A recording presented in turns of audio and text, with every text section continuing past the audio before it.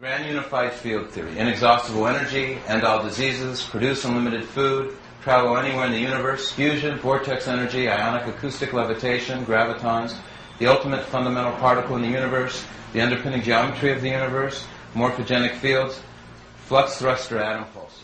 That's my logo. Times divide plus and minus in one logo. That's because I figured out how to do all the functions of math instantly. Okay, the topic is called Point Energy Creation Physics. My company is aerodynamics. It's not the air in the atmosphere.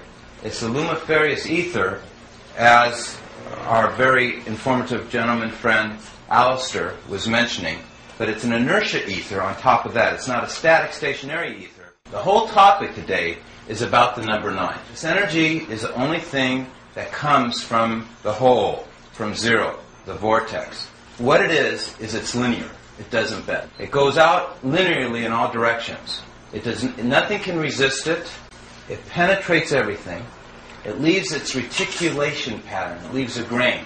It animates everything. It is the source of the non-decaying spin of the electron. You take this energy away and the universe will become destitute and void. It's your z-axis. Okay?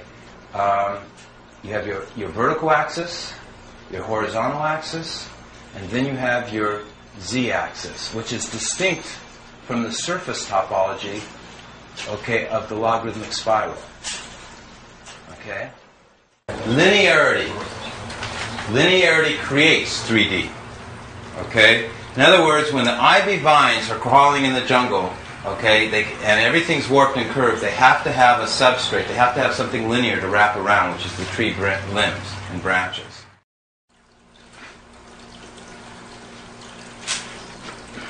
I take a number, archetypal value.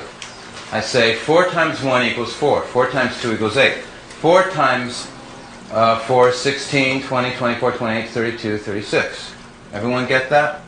I then have another column of 4s over here, but I don't have these numbers. I have other funny numbers. Like 36 down here, I have a 9. Now where did that 9 come from? I casted out 9s. It also can be called cross addition, horizontal math, or summing. So I said 3 plus 6 equals 9. Okay? So 3 plus 2 equals 5.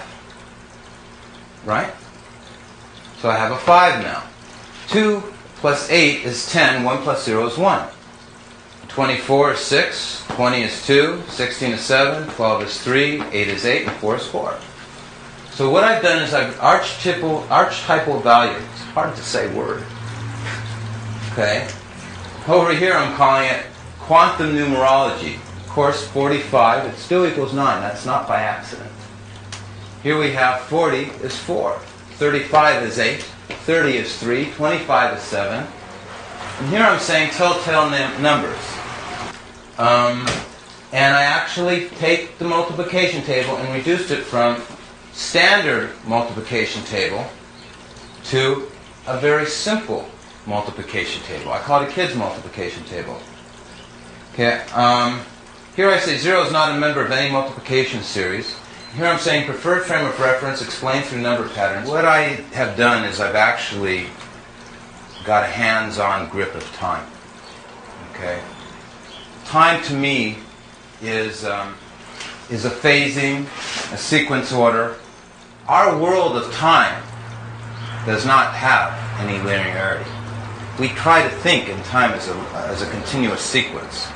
That's a straight line. Time is not straight in our physical world of mass. That's why I have so much trouble functioning as human beings, because in our mind, time is straight. And in the higher dimensions which our mind occupies, time is straight. Time follows a logarithmic spiral of infinity, and this is the pathway that time takes. Okay? And this chart is going to explain time. Okay, so let's follow the pathway of time. This circle, this shape in here, and the corners and stuff, is what I want you to be experts on. We have 3 elements. We have the infinity symbol, the lazy 8. We have the green element, which is the pyramid, let's say. It does not connect on the base. It connects at the top. That's very important because it's a vector. And we have the gold right here, which is the emanation coming out of the center. okay, which is the primal point of unity, is 0, where, and when. So we count on the circumference, 1, 2, 3, 4, 5, 6, 7, 8, 9. Okay, but as I already said, time on the third dimension moves in a spiral, and it does not move linearly. So I'm going to show you, and everything starts from the inside out in creation. Everything inside out arose inside out. So we're going to now stick on time, though, and we're going to follow the pathway of time in our physical world, third dimension, curving, warped universe. Number one, what does it do? It doubles to 2. What does 2 do? It doubles to 4. Well, that's definitely how things work in our universe. We have 4 cells, 8 cells in conception when we're conceived. Then we have 16, 32, 64, 128, 256. No trouble? Okay. Now 4 doubled and becomes 8. Okay? And 8 doubles and becomes 16. So sure enough, I went 1, 2, 4, 8, 16. But on our circle here, we still have a 7. You see our 7 over here? Okay? Now, where did I get that 7 from? I said 1 plus 6 equals 7. No problem? It's also interesting, though, the casting out 9. So another way to think of that is that it's the remainder. When you divide 9 into 16, you get 7. It's the remainder. You're doing mod 9 arithmetic. 1, 2, 3, 4, 5, 6, 7, 8, 9, and then this is 10. Yeah. 1 plus 0 is 1, 11, 1 and 1 is 2. After you divide 9 into 10, you get 1 left over. So it's the excess of going around the clock once. So the reason I'm reducing these to single-digit numbers for you, everybody, is because I'm going to show you how to look at time. I could explain it more, but I'm going to be short words. Okay. So 16 doubled is 32. And I really mean see time. When I say look, everything I'm saying, I mean literally. And 3 plus 2 is 5. Everyone following that? This is a steel rail. You must stay on it. It's a train track. You can't go off it. Okay? Now 32 doubled is 64. And 6 and 4 is 10 is 1. Back to 1. 128, 11, 2. 256, 13, 4. 5, 12, 8. 1024, 7. Etc. It'll go on infinitely, of course.